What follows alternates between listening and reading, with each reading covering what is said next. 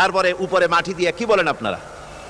মিনহা খালাকনাকুম, পড়েন মিনহা খালাকনাকুম ওয়া ফিহা নুঈদুকুম ওয়া মিনহা নুখরিজুকুম তারাতান উখরা। এ বান্দা, এই মাটি দিয়া তোরে তৈরি করা হয়েছিল, এই মাটির ভিতরে রেখে গেলাম, আবার এই মাটি থেকে আল্লাহ রব্বুল আলামিন তোমারে জিন্দা করবেন। কিয়ামতের ময়দানে সকলকে উঠতে হবে সেখানে আল্লাহর দরবারে। আল্লাহ পাক বলছেন, বান্দা কেমনে অস্বীকার করো? ইন কুনতুম ফি রাইবিম মিনাল বাস ফাইন্না খালাকনাকুম মিন তুরাব।